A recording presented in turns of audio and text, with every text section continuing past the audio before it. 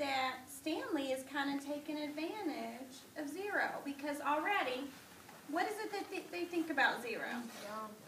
They think he's what? Dumb. Dumb. So sometimes people think that people take advantage of people who aren't as smart. Do you think that this could cause trouble? A lot. A lot? What do you think might happen if the boys continue to be upset about this? Jamari, what do you think might happen? Stanley might wow out? What do you mean by that? He might punch somebody? Is Stanley going to be the one who's going to be punching? No. Why is that? Because Zigzag is, he thinks he's the boss because he really says today is everything, but it's probably not. And Armpit doesn't like Stanley. Okay. Isaiah, what do you think Stanley should do? You think he should still let Zero dig his hole? What do you think? Yes. Why? Because I think he should let him come into his home. I think they are jealous and they're mad because Zero is digging his hole, but they really don't know that Stanley is helping Zero and is letting him out. Okay, so you think even though they're going to be on him and giving him a hard time, he should still do it? I think Zigzag is taking advantage of his birthday because he's getting whatever he wants since it's his birthday. Oh, so you think Zigzag is the one who's taking advantage. Okay.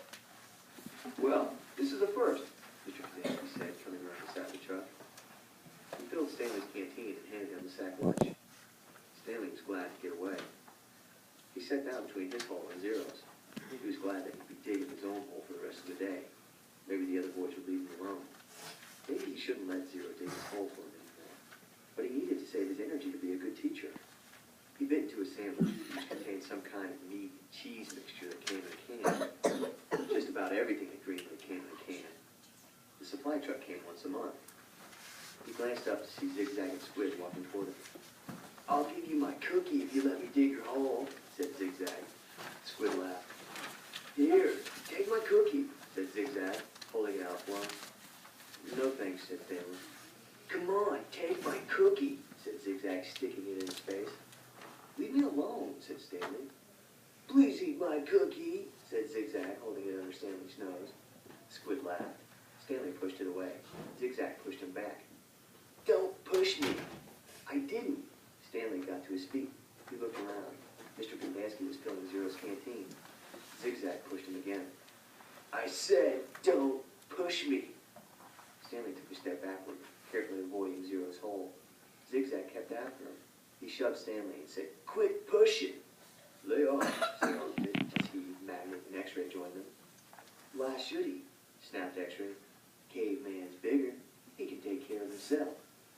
"I don't want any trouble," Stanley said. Zigzag pushed him hard. "Eat my cookie," he said. Stanley was glad to see Mr. Pendansky coming toward them, along with Zero. "Ah, Mom," said Armpit. "We're just fooling around." "I saw what was going on," Mr. Pendansky said. He turned to Stanley. "Go ahead, Stanley," he said. "Hit him back. You're bigger." Stanley stared at Mr. Pendansky in astonishment. "Teach the boy a lesson," said Mr. Pendansky. Zigzag hit Stanley on the shoulder with his open hand. "Teach me a lesson," he challenged.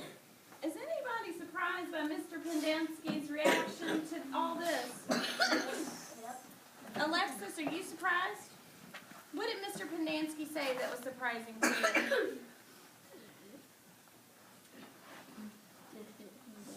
Is that what adults normally say? Do they normally say, "Yeah, take care of him, punch him"? They say if the warriors say don't punch. That's what they normally say. Michaela, what do you think about Mr. Pendansky doing this? Do you think he's being a good person by telling Stanley to punch him back?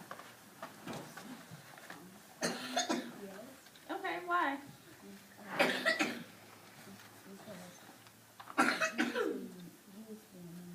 First, and I think Stanley should punch him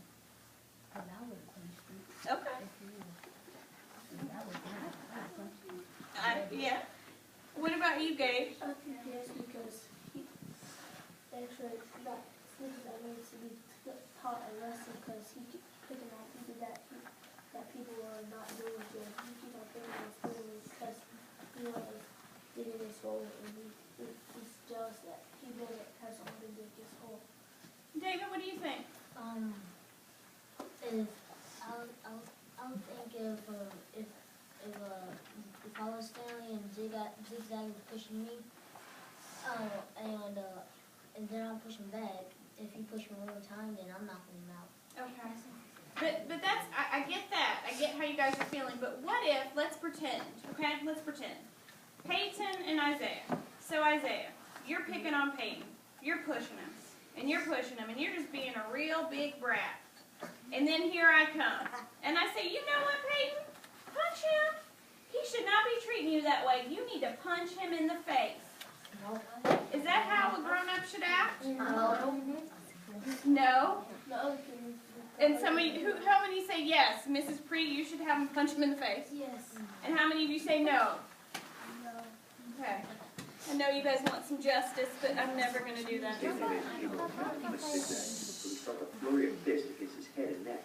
Zigzag had hold of his collar with one hand and was hitting him with the other. The collar ripped and Stanley fell backward onto the dirt.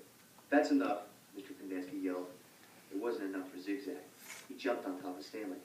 "Stop!" shouted Mr. Kandansky. The side of Stanley's face was flat against the dirt. He tried to protect himself, but Zigzag's fists landed off his arms and pounded his face into the ground. All he could do was wait for it to be over. Then, suddenly, Zigzag was off of him. Stanley managed to look up, and he saw that Zero had his arm around Zigzag's long neck. Zigzag made a gagging sound as he desperately tried to pry Zero's arm off of him. "You're going to kill him!" shouted Mr. Kandansky. Zero kept squeezing. Armpit charged into them, freeing Zigzag from Zero's chokehold. The three boys fell to the ground in different directions. Mr. Kandansky fired his pistol into the air.